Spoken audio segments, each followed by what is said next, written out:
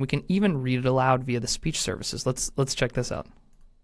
The emergency protocols for vampires include the following. Light sensitivity.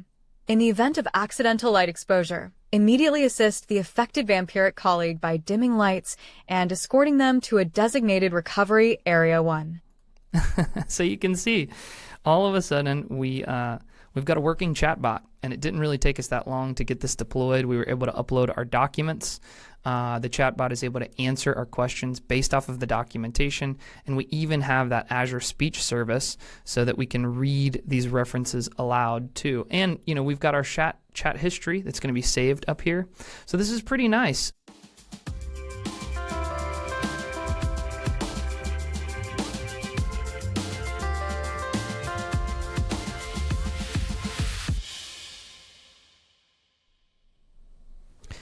Hey everyone, my name is Alex Wright. I am a data and AI specialist at Microsoft, and today I wanted to walk through kind of a tutorial video, a little bit of a demo video, and a little bit of a let's try it out together type of video for one of our AI solution accelerators from Microsoft Azure. This is a public code base that's available to you. It's available to me.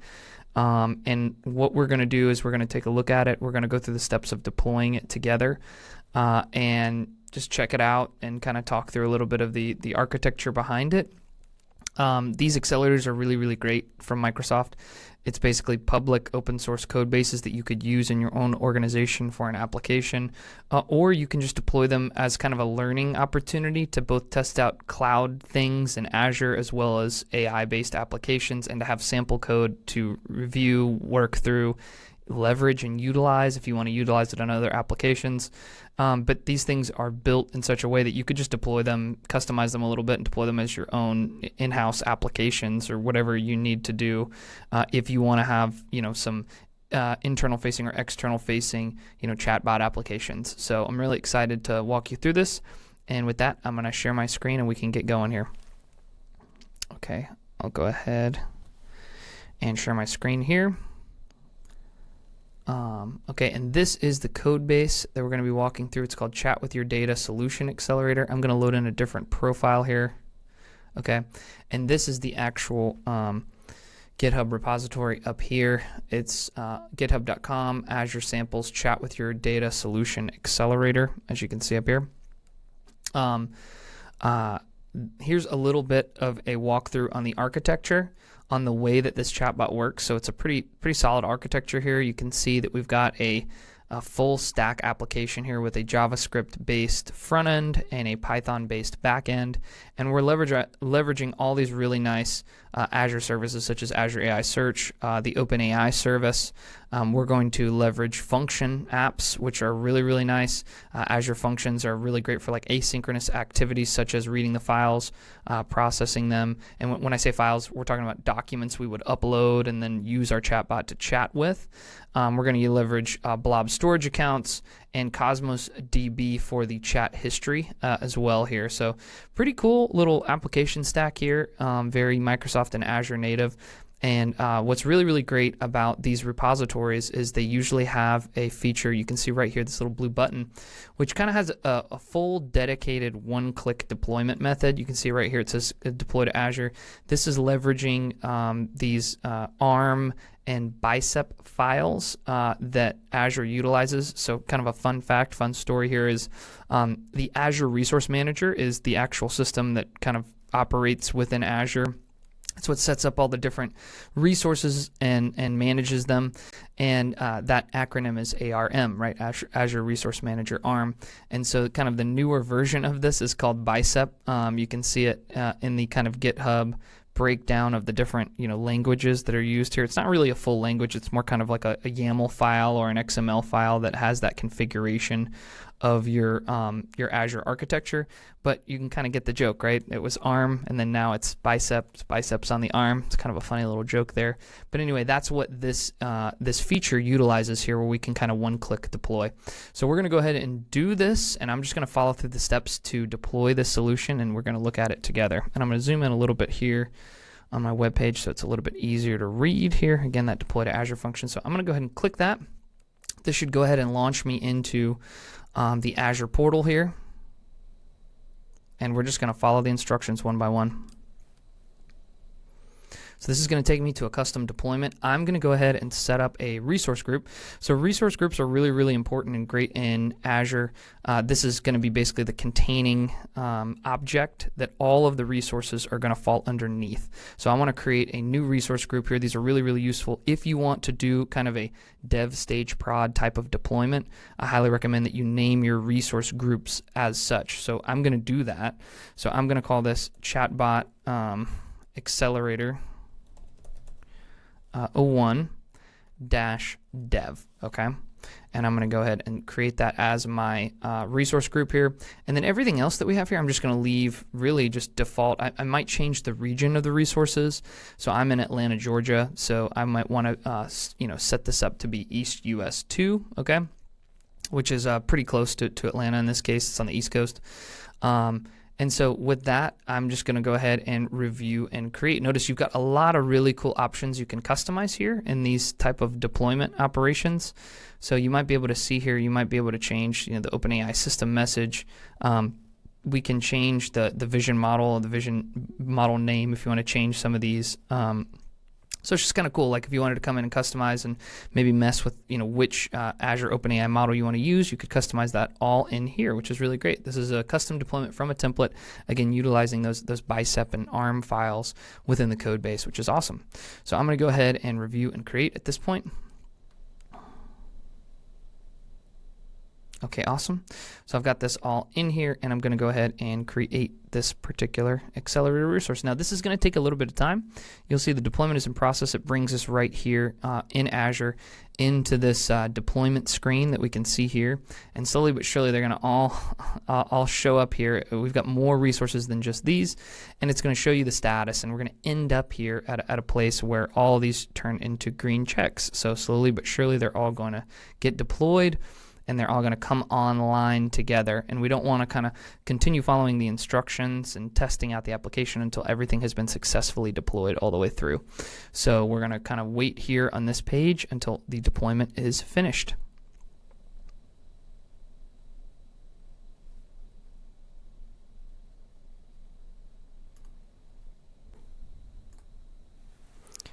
All right. So that completes the deployment. The total time here, I don't know if it had the total time, but I believe it started around 10:52. So it looks like it took about 15 minutes to totally deploy via this method, which is great. You can see we've got a solid amount of resources that are now deployed. They should all be underneath our resource group, which again, that's going to be kind of our like home base in Azure. For this particular application, right? So I'm going to select go to resource group. This then takes us to our resource group here, where we can see all of the different services that we've spun up here in Azure for this particular application.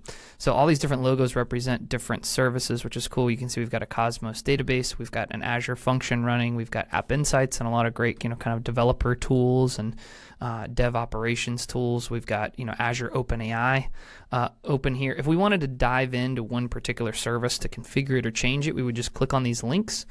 But in our case, let's go ahead and get to the application itself. So what we're going to look for is always for these app services that you can see here.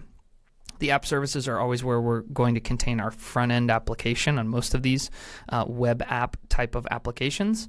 And so in this particular case, we can see in this web app the particular resource token is what it's called within the documentation that was automatically and randomly assigned on our deployment here. So what's nice is that's actually going to determine our URL to access this particular thing. So let's go back really quickly to the actual GitHub repository, the instructions that we had. And on this particular one, if we scroll down, you can see the instructions to get started. And so we've done the deployment. So we've done that. Okay. Shows the products used here. We've clicked to deploy. Now we want to go ahead and ingest some data. Okay, so we want to navigate to the admin site, which will be located at this particular URL. So http:/our resource token admin.azurewebsites.net. You can see that's right there in the instructions. And then similarly, if we go into this this app service here, the one that has admin in the name, I can click on it, and it's actually going to showcase to me this domain information. So anytime we have like an actual web application in an app service, you're going to see that information within the Azure portal here on the actual URL to access that particular application. And you have the ability to do custom domains as well too. So let's say I built an app and I wanted to make it alexwritescoolapp.com. I would do that right here in Azure and add that custom domain. But when we launch an application and app service, we are going to get a default domain just to start with, which is really great for what we're doing today, testing something out, visiting it.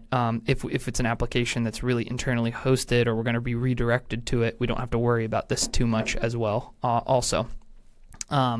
So that's where the domain is going to load here. This always seems to take a minute, so don't be super off-put if you get into this and you see these things loading for a long time. I'm not really sure why that is, but on the Azure portal it just kind of takes a minute or two, and then it won't load like this ever again. You can see it's loaded in now.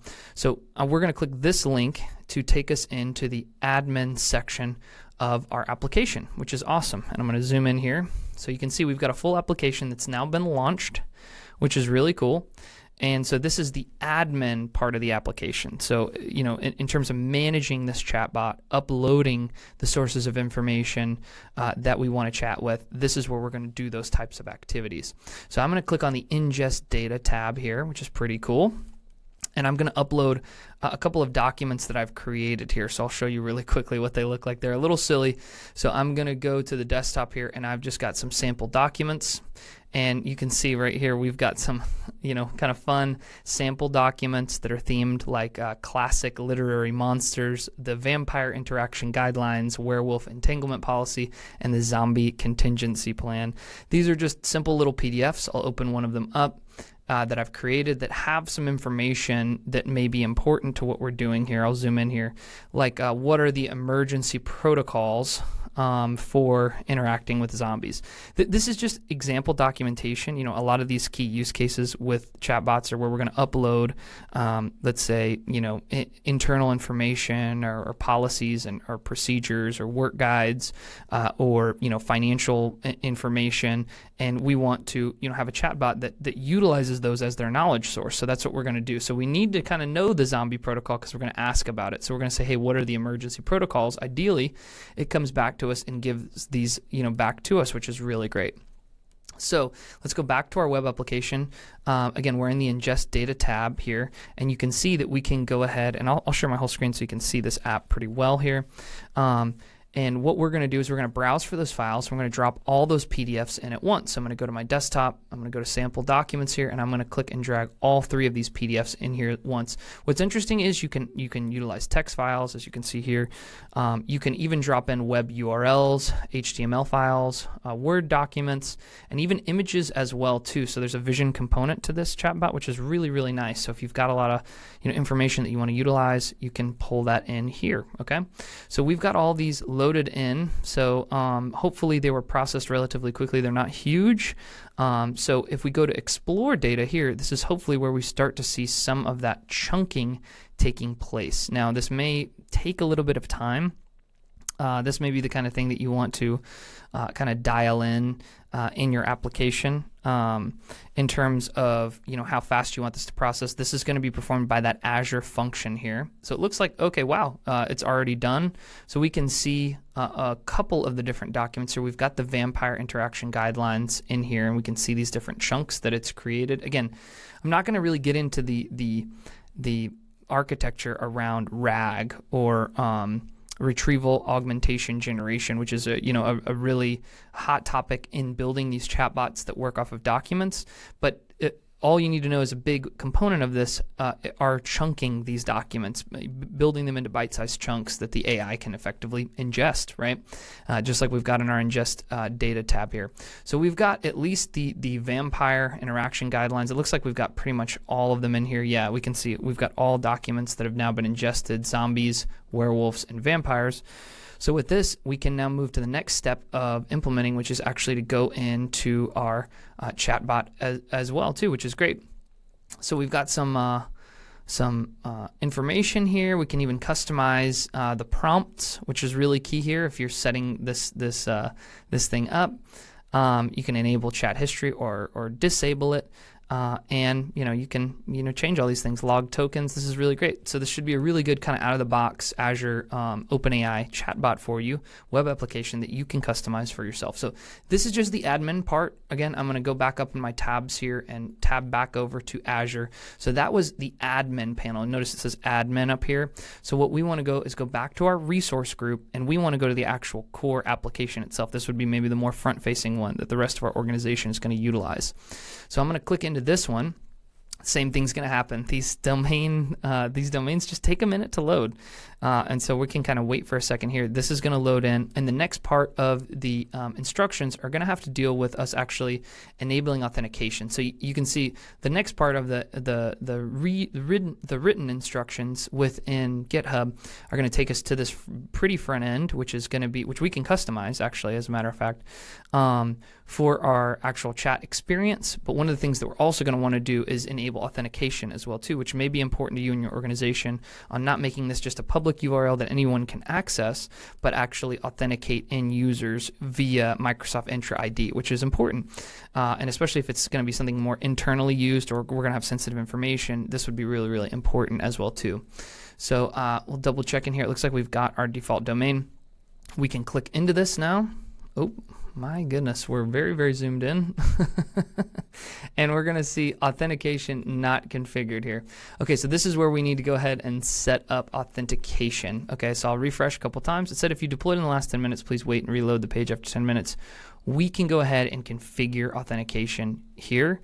So we're going to go into the Azure portal, and then it's going to say follow these instructions. So I'm going to open these in a new tab, and I'm actually going to just pull this over to the right hand side here, and then over here on the left we can go ahead and configure authentication in our particular application here. And so it's going to just link us into the Azure portal, and what we're going to do is we're going to go back into that web application, that app service that you can see here. So always, the easiest way to navigate in Azure is always to go to that resource group, and that's going to have all of our components of our application. And once again, we're going to look for app service, and specifically, and I'll zoom out a little bit here so we can see this table a little bit more cleanly. We want the app service that is not the admin app service. We want, just the normal one for the front end. This is the piece that we want authentication on. Ideally, you're going to add it to both, obviously the admin portion as well. But just to be able to demo and try this application out, we're going to go ahead and click into here, into our app service, which is what we're doing and following the instructions over here on the right-hand side. We're going to select that app service, and then we're going to go over here underneath settings, and we're going to select authentication here, and this is going to take us through these particular settings here. And so we're going to do add an identity provider. We're going to do Microsoft in this case, and we're going to do a workforce configuration. You're going to see this is going to match up nicely with what we've got over here on the right hand side step by step. And I'll zoom in a little bit here on the instructions so you can see a little bit more clearly what's going on. And we're going to follow it just step by step. We're going to create a new app registration. We can call it this web app. That's totally fine. It automatically pre-populates that for us. Okay, so we got create new web application. We need to select an expiration for our secret here. Let's double check up here at the top. We got workforce configuration. Okay, we've got the name we want to do. Let's do 180 days for the client's secret expiration. Okay, we're going to do current tenant, single tenant, allow request from this application itself, allow request from any identity, and allow request from the issuer tenant, which it's got listed right here, which is all great. If you wanted to do something more specific, these options are available to you. I highly encourage you to check out resources like what I've got on the right hand side of my page, which is the learn.microsoft.com section of our knowledge base. This is really, really great, a really, really great place to learn Azure and maybe even get some credentials while you're in there if you're doing a lot of cloud development or that's something that you want to learn more about. So we're going to do require authentication, and we're going to leave it at the default of HTTP 302. We're going to enable the token store, okay, and then that's it. Now we've got a permissions tab here, but I'm just going to go ahead and click add, and and we're going to finish this out. Adding an identity provider.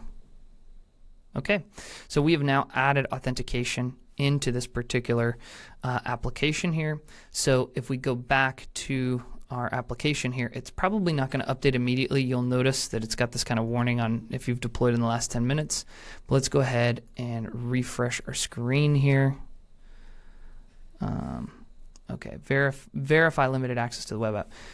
An app registration was created in your workforce or external tenant. Sign into the Microsoft Intra Admin Center, at least as an application developer. And we want to set the supported account types as limited to my organization only. Okay, so I'm going to copy this link, and we're going to update it, and we're going to open it over here.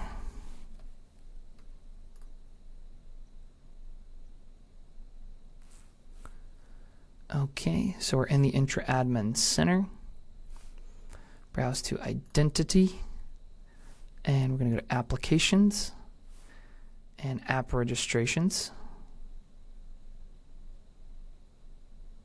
I'll do all applications. Okay. Now we've got this one. Select the app registration that was created. And then here, overview, verify that supported account types is set to my organization only here. So we need to select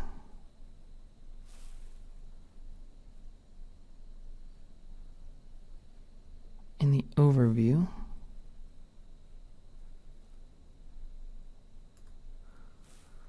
Okay, we're in the overview. Default domain. Oh, my organization only. You can see right here. So it is validated. And I drew that poorly here. So you can see my organization only. Okay, so that was our validation that we followed here. Go to your web app overview and select the default domain link.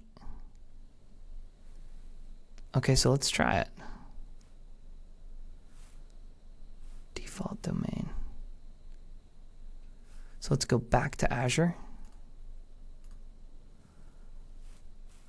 And it wants us to test it in start a browser in incognito or private mode, and then access that web app. Yeah, let's try it. Let's try it, just by navigating there again from our resource group into the app service and click on the link. Our default domain, as we can see here, we're going to click on that again. Okay, automatically sign in with this profile. We're going to select yes. Here's our authentication in motion here. And it wants to, this is going to be the scopes that we're allowing it to access here. I can consent. Now I'm an admin, so if I want individual users to accept this, I would uncheck this box and select accept. But if I want to consent on behalf of the entire organization, I can leave this checkbox checked and then go ahead and hit accept here. And it's still authenticating me in, and now all of a sudden we have access to our chatbot. So I'm going to minimize this. I'm going to maximize the screen here. And let's ask some questions about our document. So as a reminder, we have our zombie contingency plan over here, and we've got our chatbot that is now fully deployed in Azure. And so let's ask it some questions. So remember, emergency protocols. We'll zoom in a little bit here. So we want to understand, let's ask it, what are the emergency protocols for zombies?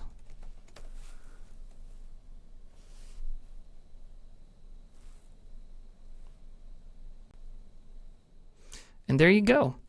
It's actually reciting information from our actual documents themselves. It even gives us some references here on where it actually was found. And so if I click on these links, it then shows us the citation for the particular document here. So again, I'll minimize this and maximize this so you can see this a little bit better.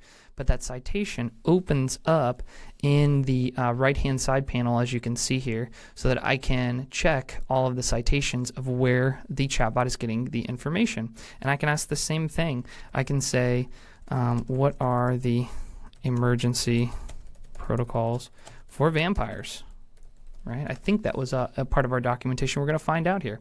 We uploaded it.